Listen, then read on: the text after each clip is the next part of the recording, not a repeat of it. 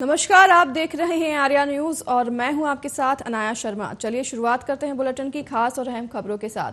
सबसे पहले रुख करते हैं आज की अहम खबर की ओर। पीएम मोदी ने आज राजस्थान चित्तौड़गढ़ के संचालिया सेठ मंदिर में दर्शन और पूजा अर्चना की। वहीं यहां एक जनसभा को भी आज पीएम मोदी संबोधित करेंगे। प्रधानमंत्री नरेंद्र मोदी राजस्थान के चित्तौड़गढ़ में अपनी सार्वजनिक रैली के स्थल पर एकत्रित लोगों का अभिवादन भी किया। वहीं पीएम मोदी ने राजस्थान के चित्तौड़गढ़ में 7,000 करोड़ रुपए से अधिक की विभिन्न विकास परियोजनाओं का अनावरण किया है। वहीं पीएम मोदी ने गांधी जयंती के अवसर पर चित्तौड़गढ़ में महात्मा गांधी को भी श्रद्धांजलि दी।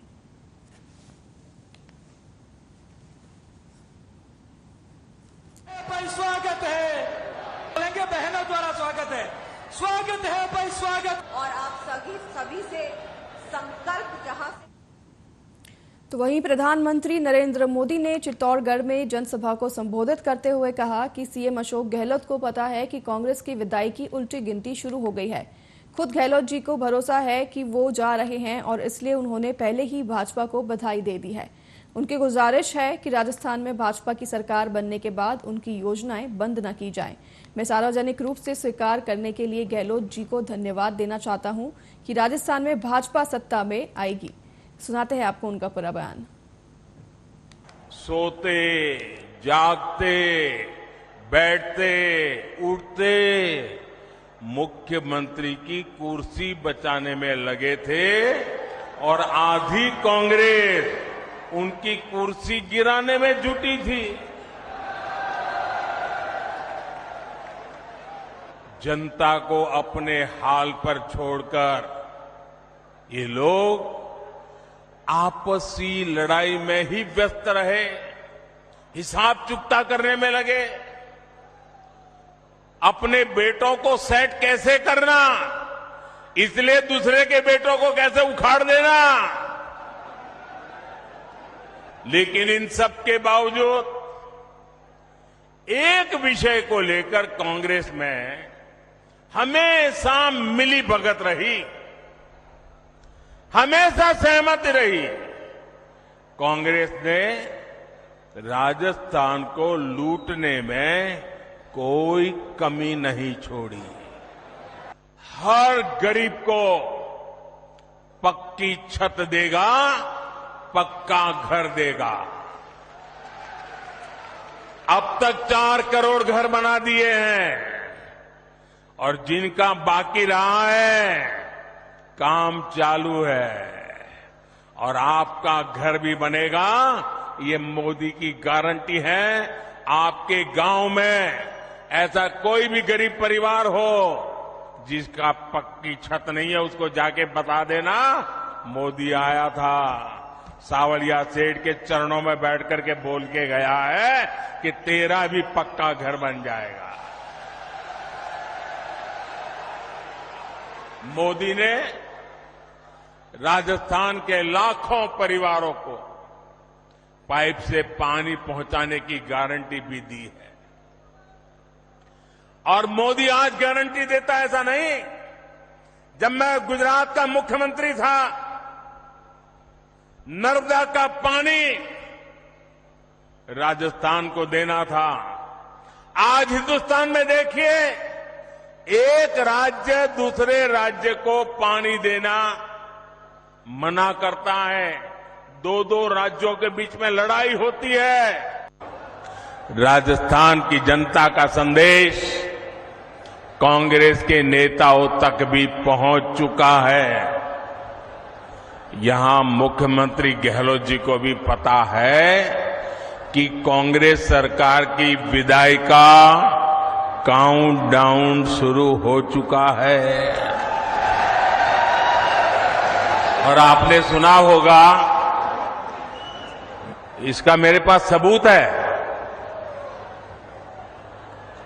दिल्ली में बैठे हुए कुछ लोगों को भले भरोसा ना हो कि गहलोत जी जा रहे हैं, लेकिन गहलोत जी को खुद को भरोसा है कि वो जा रहे हैं। और इसलिए गहलोत जी ने भी एक प्रकार से भाजपा को बधाई दे दी है। आप देखिए, कांग्रेस के मुख्यमंत्री आजकल क्या बोल रहे हैं वो अब आग्रह कर रहे हैं कि भाजपा सरकार बनने के बाद उनकी योजनाओं को बंद ना किया जाए, ऐसा कह रहे हो। उनकी योजनाओं को बंद न किया जाए। तो पहले तो गहलोत जी आपने पराजय स्वीकार कर लिया, हमारी सरकार बनेगी, ये बात को सार्वजनिक कह दिया, मैं आपका आभार व्यक्त करता हूं। तो राजस्थान के युवाओं के साथ जो धोखा किया गया है, भाजपा उसकी तह तक भी जाएगी। यहां के पेपर लीक माफिया को, पेपर लीक माफिया, खदान माफिया सुनते थे हम, पेपर लीक माफिया। मैं राजस्थान के नौजवानों को वादा करता हूं, नौजवानों मुझ पे भरोसा करना, ये पेपर लीक माफिया का पाताल में भी जाकर उसका हिसाब किया जाएगा। मैं आपको भरोसा देता हूं, नौजवानों के भविष्य के साथ जिसने खिलवाड़ किया है, ऐसे पेपर लीक माफिया को छोड़ा नहीं जाएगा। सोते जाग। तो अभी आप सुन रहे थे प्रधानमंत्री मोदी को चित्तौड़गढ़ में भाषण देते हुए। चलिए आगे बढ़ते हैं खबरों में। कांग्रेस नेता राहुल गांधी अमृतसर निजी दौरे पर गुरु नगरी पहुंच गए हैं। सोमवार सुबह पहले वे चंडीगढ़ एयरपोर्ट पहुंचे, जहां से वे अमृतसर के लिए रवाना हुए। राहुल गांधी का दौरा बेहद निजी है और वे किसी नेता से मुलाकात नहीं करेंगे। हालांकि कांग्रेस से एक सीनियर नेता ने बताया कि सोमवार को राहुल गांधी को खेरा के विरुद्ध आप सरकार की कार्रवाई के अलावा पार्टी के उन नेताओं की जानकारी भी दी जाएगी जिनके खिलाफ आप सरकार ने भ्रष्टाचार के मामलों में जांच शुरू करते हुए उन्हें जेल में डाला है।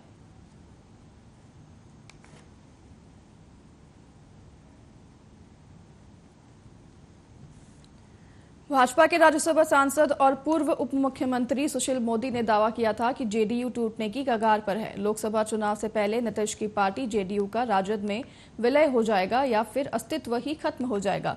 सुशील मोदी के दावे पर बिहार के मुख्यमंत्री नीतीश कुमार ने अब बयान देते हुए कहा कि जेडीयू में टूट की बात का कोई मतलब नहीं है। सुनाते हैं आपको क्या कुछ कहा नीतीश कुमार ने अपने बयान में। इधर सामने सर कैमरा के तरफ। अरे वो तो जब सारे आप लोगों को बर्बाद कर ही दिया है, तब फिर हम लोगों को बर्बाद करने के चक्कर में तो छोड़ना दीजिए। कोई मतलब नहीं है, लेकिन अभी सब चीज का प्रचार होता है, अब देखना बंद कर दिया। वो अपने न बन तो वो अपने न करिए, जो बनना है बने, जो बनना है तो हमारे बात।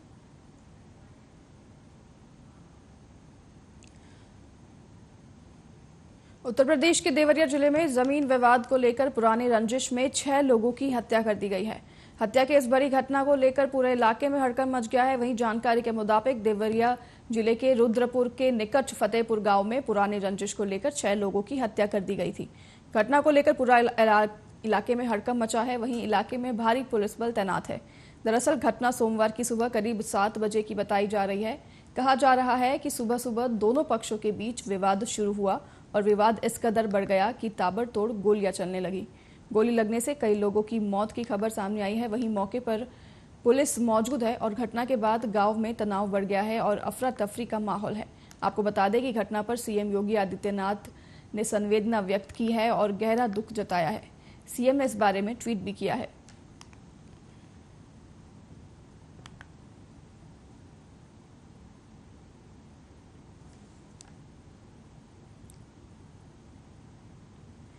महात्मा गांधी की 154वीं जयंती पर उत्तर प्रदेश के उप मुख्यमंत्री ब्रजेश पाठक ने बयान देते हुए कहा कि आज महात्मा गांधी की 154वीं जयंती है।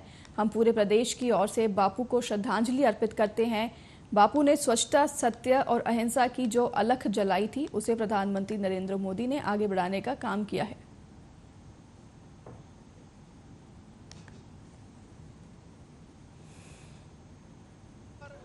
पूरे प्रदेशवासियों की तरफ से श्रद्धेय बापू को पुनः श्रद्धा सुमन अर्पित करते हैं, श्रद्धांजलि अर्पित करते हैं। पूज्य महात्मा गांधी जी ने जो अलग स्वच्छता की, सत्य और अहिंसा की इस देश के अंदर जगाने का काम किया था, उसको आदरणीय प्रधानमंत्री नरेंद्र मोदी जी ने और आगे बढ़ाने का काम किया है। हम सब लोगों ने जिस ढंग से कल 1 अक्टूबर से ही स्वच्छता मिशन को प्रारंभ किया है, ये बापू की सोच को और मजबूती देने वाला कार्य था। मैं ऐसे अवसर पर पूरे प्रदेशवासियों की तरफ से श्रद्धेय बापू को। मुख्यमंत्री योगी आदित्यनाथ 2 दिनों के दौरे पर गोरखपुर पहुंचे हैं। सीएम योगी ने यहां सोमवार को राष्ट्रपिता पिता महात्मा गांधी और देश के पूर्व प्रधानमंत्री लाल बहादुर शास्त्री की जयंती पर दोनों विभूतियों को श्रद्धांजलि दी। इस अवसर पर मुख्यमंत्री ने राष्ट्रपिता और पूर्व प्रधानमंत्री के व्यक्तित्व और राष्ट्रहित में उनके अविस्मरणीय योगदान को याद करते हुए कृतज्ञता व्यक्त की। बापू ने सत्य अहिंसा के संदेश का स्मरण करते हुए मुख्यमंत्री ने कहा कि अहिंसा लोकतंत्र की सबसे बड़ी ताकत है। वहीं बापू की जयंती पर मुख्यमंत्री गोलघर के गांधी आश्रम भी पहुंचे और चरखा चलाकर उन्हें याद किया। सीएम ने गांधी आश्रम में सूट काटने की विधि को देखने, जानकारी लेने, खादी व ग्रामोद्योग के उत्पादों का अवलोकन करने के बाद खादी के वस्त्र भी खरीदे।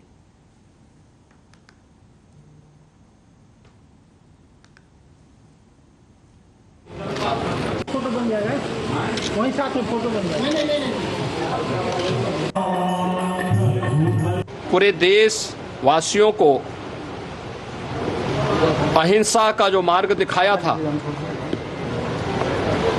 वह लोकतंत्र की सबसे बड़ी ताकत है और उसी का परिणाम था कि स्वदेशी सत्य और अहिंसा का पालन कैसे उन अंग्रेजों को भी देश छोड़ने के लिए मजबूर कर दिया, जिनके बारे में कहा जाता था कि अंग्रेजों के बारे में कि उनके राज में कभी सूर्य अस्त नहीं होता। लेकिन भारत की आज़ादी के आंदोलन ने राष्ट्रपिता महात्मा गांधी के नेतृत्व में लड़ी इस लड़ाई में यह साबित किया। इस अवसर पर प्रधानमंत्री मोदी जी के आह्वान पर पूरे प्रदेश में बापू के प्रति नमन और श्रद्धांजलि स्वरूप सभी ग्राम पंचायतों में, सभी नगर निकायों में स्वच्छांजलि का एक कार्यक्रम विशेष रूप से आयोजित चल रहा है। पूरे देश। रायबरेली में बेलगाम हुए अपराधी परिवार को बंधक बनाकर असलहे के दम पर बदमाशों ने लाखों की लूट की।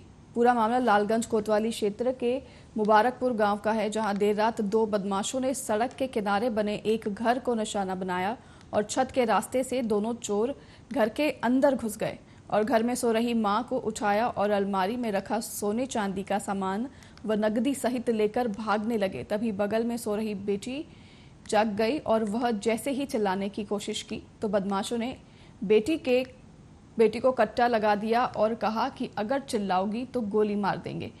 सारा सामान लेकर वहीं से चोर फरार हो गए और पूरा जो मामला है उसमें पुलिस फिलहाल कार्रवाई कर रही है।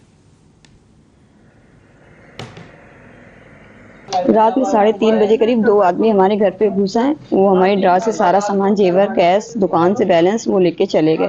जब हमारी नींद खुली, अचानक मैंने देखा तो उन्होंने बिटिया पे पिस्टल लगा के उसको मारने की कोशिश की। जब मैं चिल्लाई तो उन्होंने बोला कि मैं इसको गोली मार दूंगा। मैंने अचानक, इनके पापा है नहीं, फिर भी मैंने उनका नाम लिया। मैंने बोला कि वो ऊपर छत पे अभी हम बुला रहे हैं। ये सुन के वो बिटिया को मुझे धक्का देकर टीन से बाहर चले गए। रात में 3:30 बजे करीब 2 आदमी हमारे घर पे घुस आए। वो हमारी ड्रा से सारा सामान, जेवर, कैश, दुकान से वो अचानक से आया और गले में हाथ वगैरह रख दिया और फिर उसके बाद पिस्टल वगैरह लगा दी सर पे और बोला कि अगर बोलोगे तो मार वार देंगे।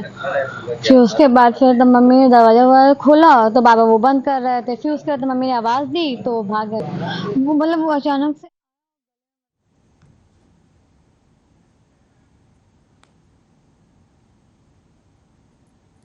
अगली खबर रायबरेली से है, जहां नवरात्र के दौरान व्रत में इस्तेमाल होने वाला फलाहार और कुट्टू के आटे में मिलावट पाई गई है। खाद्य सुरक्षा विभाग ने इनका सैंपल भरकर जांच के लिए भेज दिया तो व्रत में इस्तेमाल होने वाली कई खाद्य सामग्री में मिलावट मिली है। खाद्य सुरक्षा विभाग ने सभी के खिलाफ मुकदमा दर्ज कर एडीएम कोर्ट में जुर्माने लगाए जाने की प्रोसीडिंग शुरू कर दी है। दरअसल पिछले वर्ष शारदीय नवरात्र के दौरान जिले भर में खाद्य सुरक्षा विभाग ने छापेमारी कर सैंपल भरे थे। भरे गए सैंपल में से 24 नमूने मिलावटी पाए गए।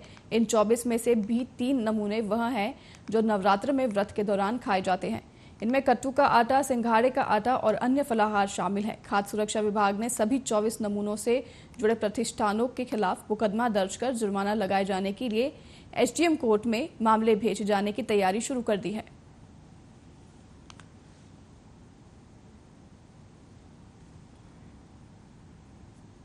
में न्याय निर्णयन अधिकारी के कोर्ट में कुल 23 मुकदमे दाखिल किए गए और एक मुकदमा एसीजेएम न्यायालय में दाखिल हुआ। इस तरह कुल 24 मुकदमे सितंबर महीने में दाखिल हुए।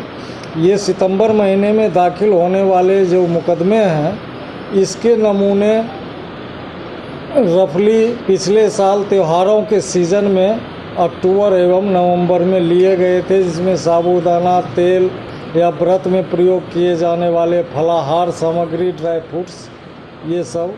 और भदोखर में परमानपुर गांव में एक युवक पर दबंगों ने लाठी डंडों से हमला कर दिया, जिससे युवक को गंभीर चोटें आई हैं। लोगों की सूचना पर पहुंची पुलिस ने घायल युवक को एम्बुलेंस के माध्यम से सामुदायिक स्वास्थ्य केंद्र ले जाया गया, जहां युवक की हालत गंभीर होने पर उसे जिला अस्पताल रेफर कर दिया गया है। पूरे मामले में परिजनों ने थाने में तहरीर देकर हमलावरों के खिलाफ कड़ी कार्रवाई की मांग की है, तो वहीं तहरीर के आधार पर पुलिस ने मुकदमा दर्ज कर आरोपियों की तलाश में जुट गई है।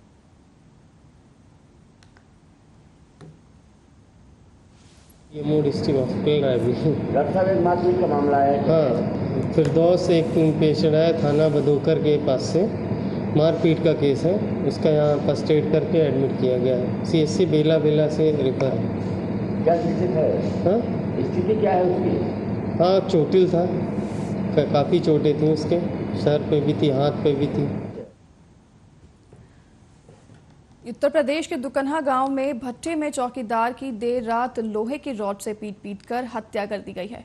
पुलिस ने मौके पर पहुंचकर मुआयना करने के बाद उच्च अधिकारियों को पूरी घटना से अवगत कराया है। वहीं पुलिस ने भारी पुलिस बल के साथ घटनास्थल का निरीक्षण करने के साथ ही फॉरेंसिक टीम को बुलाकर बारीकी से शव का परीक्षण कराने के बाद कब्जे में लेकर पोस्टमार्टम के लिए भेज दिया है। परिजनों की तहरीर के आधार पर अज्ञात हत्यारों के खिलाफ मुकदमा दर्ज करके आरोपियों की तलाश शुरू की जाएगी।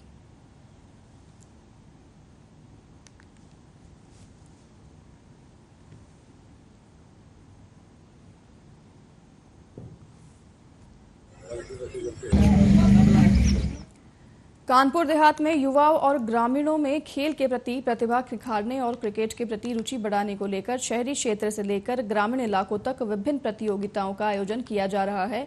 इसी के चलते कानपुर देहात के जिला स्पोर्ट्स स्टेडियम में जिला क्रिकेट बोर्ड द्वारा क्रिकेट प्रतियोगिता का शुभारंभ आज भव्य तरीके से किया गया, जिसमें जिला क्रिकेट बोर्ड टीम के साथ साथ प्रशासनिक, पुलिस और मीडिया की टीम ने हिस्सा लिया।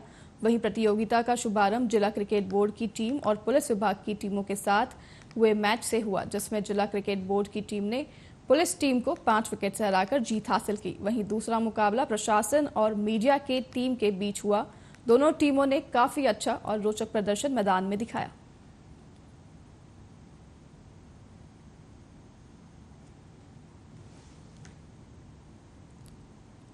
फिलहाल इस बुलेटिन में हमारे साथ बस इतना ही। आप देखते रहिए आर्या न्यूज में। अनाया शर्मा आपसे लूंगी विदा। नमस्कार।